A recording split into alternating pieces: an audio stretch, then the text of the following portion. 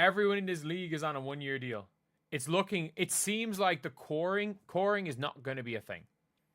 By the sounds of things, the way people are talking, it does not seem like coring is going to be a thing. And it is crazy. Everything has gone so wrong. And look, they're going to beat the Sky tonight. If the Phoenix Mercury beat the Sky tonight, they might not even make the playoffs. I'm not joking. Like, they might somehow... The circumstances surrounding Satou Sabally have become remarkably chaotic. The entire predicament appears completely wild and unprecedented. During the current contest, the developments have reached extraordinary levels of dysfunction. Sabally's circumstances mirror those of Dana Bonner's previous departure. The organization that acquired Bonner ended up receiving the equivalent of Bonner's problematic approach. Sabally found herself removed from active participation due to insufficient commitment and energy on the court. Not make the playoffs if they lose to the Sky tonight. But, like, she is pulling a Dewana Bonner. She's pulling a Dewana Bonner. And I'm trying to think of what teams have the ability to go get Satou. It's like players that are on her deal. She's a little bit more tradable. Following her removal from the rotation, Sabally has been declared unavailable for upcoming games, citing personal matters. She's a little bit more tradable. That's the only positive, is that there are a lot of salaries that match. And so, like, if you look at the WNBA contracts here, if you look, for some reason on this, I can't just make it. I'm just going to make this smaller, I guess. There we go. So, matching, so the Satou Sabally contract, she is in fact making... The Mercury faced the Sky in tonight's matchup, and a loss could potentially eliminate their playoff chances entirely. The stakes couldn't be higher, yet Sabally appears to be following Bonner's playbook of departure. Various organizations possess the financial flexibility to acquire Sabally through trade. $215K. So they can go a like for like with anyone lower. Like, the Fever have the salary to trade Bree Turner, as far as I'm aware, to trade Bree Turner for Satou. As far as I'm aware, the Fever actually have that salary. I don't think the Fever are going to do that, but they have the salary to that. The New York Liberty, because they've given MMS the prorated max. This figure allows for equivalent exchanges with several franchises. The Indiana Fever possess sufficient salary cap space to potentially trade Bree Turner for Sabally, though such a move seems unlikely despite the financial feasibility. The New York Liberty faces constraints due to their maximum salary commitment, limiting their ability to pursue such trades. Other organizations present various possibilities for potential exchanges. Connecticut emerges as a possible destination for Sabally. They don't have the salary to do that, to make that trade. But I'm trying to think of who the Phoenix Mercury might consider trading for. Like, it could be a case where they might send Satou to Connecticut. Could they send Satou to Connecticut? Could they send Satou? Like, the Lynx aren't going to get her. The Wings for Maisha Hines-Allen. You get The Las Vegas Aces lack suitable pieces unless they consider including Chelsea Gray or other veteran players. Los Angeles could offer Diarra Hamby in potential negotiations. Chicago would need to include Ariel Atkins to match salaries, an unlikely scenario given Atkins' value to their organization. Any deal involving Cardoso would require additional compensation beyond straight salary matching. Seattle appears uninterested in pursuing such arrangements. Washington possesses the flexibility to absorb salary directly and might consider offering Aaliyah Edwards as the centerpiece of negotiations, potentially replacing Shu Sutton in their rotation. MHA, you get MHA and, I don't know, a 2027 first from Vegas. It's like the Aces don't have anyone to give her.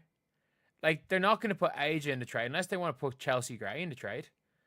Unless they want to just take the chance of Satou at the 3 and put Chelsea Gray in the trade. Like, I just don't know. I'm guessing you guys can't see any of these players on screen right now. But, like, LA for Diarra Hamby.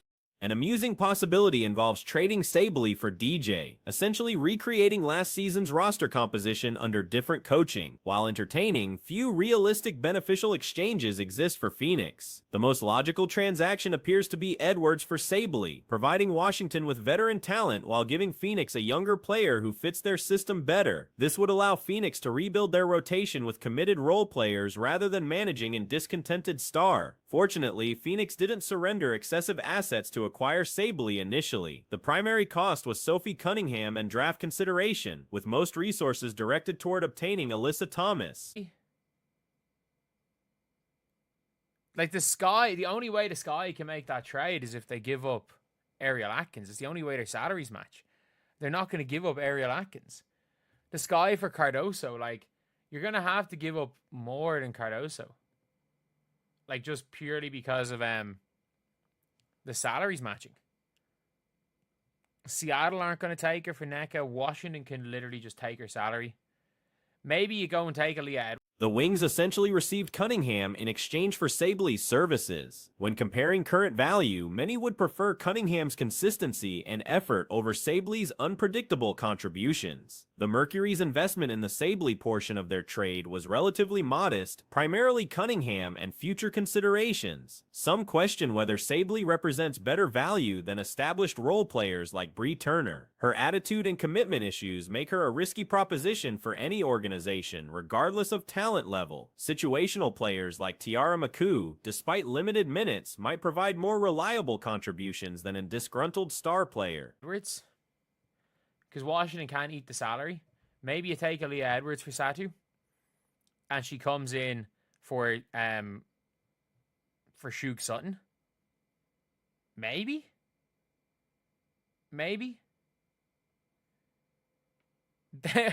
Trading her for Dejanay. Oh my god. That would be the funniest trade. That would actually be the funniest trade if they went and just traded Satou for Dejanay now. The entire situation represents a challenging predicament for Phoenix management. Sabally's departure appears inevitable given the circumstances. The addition of Kalia Copper seemed promising initially, but the team functioned effectively without her presence. They operated successfully without Copper and without Bonner, relying on role players executing their assignments effectively. The departure from that successful formula has proven disastrous. Phoenix moved away from the system that maximized their personnel's strengths, creating the current dysfunction. No Angel Reese has finally been revealed. Let's get right into it. The first time these two teams played this season, they did 2.7 million viewers. The first time these two teams played opening weekend, WNBA, Caitlin Clark, Angel Reese head-to-head yet again. 2.7 million viewers. The second time, without Caitlin Clark, but a prime-time game on CBS. The results speak for themselves. Complete organizational breakdown. Without Sabally's participation, or with an unwilling Sabally, championship aspirations become impossible. Despite questions about her actual impact versus perceived value, any title pursuit requires her full engagement and performance matching expectations. The disconnect between reputation and production remains significant, but success demands that Sabally perform at the level others believe she possesses. Without that commitment and production, Phoenix faces an uncertain future with limited championship potential. The Indiana Fever head coach appears hesitant to challenge the established WNBA hierarchy. Now Caitlin Clark, but a prime-time game on CBS. 1.9 million viewers. We go from 2.7, 800,000 people fall off to 1.9, and now we get to our most recent game between these two teams. 1.5 million average viewers as far as ABC is concerned. As far as the WNBA is concerned, time to do backflips, time to throw a party. It's the 6th most watched. Her reluctance stems from concerns about maintaining relationships within the league's inner circle and avoiding exclusion from important networking opportunities. This cautious approach manifests in her public statements, where she consistently minimizes Caitlin Clark's contributions while amplifying praise for other league players. Recent television viewership data reveals concerning trends for the Chicago Sky versus Indiana Fever matchup. The initial meeting between these franchises attracted 2.7 million viewers when featuring the Clark-Reese rivalry. The second encounter, broadcast during prime time on CBS without Clark but including Angel Reese, drew 1.9 million viewers, representing an 800,000 viewer decline. The most recent game between these teams averaged 1.5 million viewers on ABC. WNBA is concerned, time to do backflips, time to throw a party. It's the 6th most watched regular season game on ABC ever, 4th most watched regular season game on ABC this season to date. 1.5 average viewers is up 17% versus last year's ABC regular season average. WNBA across ESPN platforms up 6% from last season. So let's get this straight, folks. Let's get this straight. They went from 2.7. League officials celebrated this figure as the 6th highest rated regular season ABC broadcast in history and the 4th most watched ABC game this season. The numbers showed a 17% increase over the previous year's ABC regular season average, with WNBA programming across ESPN platforms rising 6% from last season. However, examining the trajectory reveals troubling patterns. Viewership dropped from 2.7 million to 1.5 million, a loss of 1.2 million viewers. This decline suggests audiences specifically tune in for Clark and Reese, with limited interest in other roster players. The 1.2 million viewer reduction indicates fans' explicitly stated preferences without recognizable stars. Engagement plummets significantly. With Caitlin Clark and Angel Reese being the featured matchup, all the way down to 1.5. 1.2 million people ready for this WNBA, ready for this. 1.2 million people said, I'm getting tired of the product. 1.2 million people said, I don't know any of these players on the court. 1.2 million people said, if it's not Caitlin Clark, I am not watching. 1.2 million people said, historical context provides additional perspective. These same teams' previous season encounters generated first meeting 1.5 million, second meeting 2.25 million, third meeting 2.3 million, and fourth meeting 1.6 million viewers. The current 1.5 million figure matches only the lowest performing game from the previous campaign, while any viewership exceeding 750,000 for national broadcasts represents success. The downward trend remains undeniable. Last year's Ion Network broadcast of this matchup achieved 1.6 million viewers compared to this season's 1.5 million on ABC without the marquee players. The Fever coach's public commentary reflects her political calculations within league dynamics. 0.2 million people said, all right, if it's not Caitlin Clark, at least I know somebody on the Chicago Sky, but Angel Reese isn't even... 1.2 million people fell off the face of the earth without having Caitlin Clark and Angel Reese going head to head. Folks, we could take that 1.2, put them on ABC, and that's going to do another. ABC airs another of its most watched WNBA games ever. Her recent 38-second response praising a former player's fit with Phoenix demonstrated excessive deference. She claimed the player fits perfectly with her new team despite limited evidence supporting this assessment.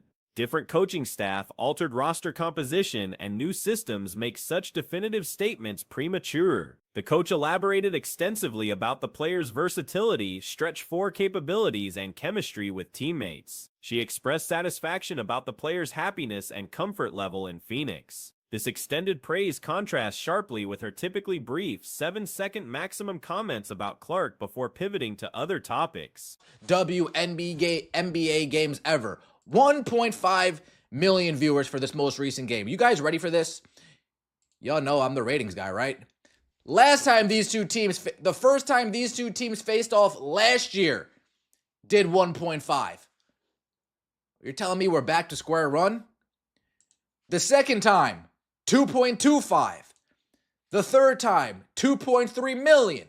The fourth time, 1.6 million. You got to go all the way back to the first time these two Other coaches handle similar situations differently. When asked about personnel decisions, Minnesota's coach provided straightforward, minimal responses without elaborate explanations or excessive praise for departed players. This direct approach avoids the appearance of overcompensation or political maneuvering. The coach's behavior resembles automated responses designed to avoid controversy. Her statements sound rehearsed and calculated to prevent offense to anyone except Clark. She consistently elevates opposing players above her own roster members, demonstrating misplaced priorities and questionable loyalty. Two teams played last year to get a number as low as the one that we saw this past Sunday. Now I say this, and I am still steadfast in this. Anything over 750,000 on these ABCs, ESPN, CBS games, that's a win, right? WNBA has to be happy about that. I'm only here to bring you some clarity when we're talking about the numbers. Oh, 1.5 is good, but what about last time they played? Okay, but what about the time before that they played? Okay, well, the departed player recently stated she wouldn't change her approach, claiming her journey led her exactly where she needed to be in Phoenix. This perspective ignores the financial impact on Indiana, where she collected paychecks while providing minimal contribution before departing for personal reasons. The player disputed reports that being moved to the bench motivated her exit. She insisted coming off the bench never bothered her and doesn't reflect her character or reputation. However, this stance appears contradictory given her performance issues and subsequent departure when facing reduced playing time behind more effective players. That they played. Okay, well, how does that stack up to last year's numbers? Folks, last year on Ion, they did 1.6 million. Last year on Ion, these two teams did 1.6 million. And this year, no Clark, no Angel Reese, 1.5. I know that's a positive number, but let's look at the trend. It's a downward trend. Sorry to break it to you. It's a downward trend.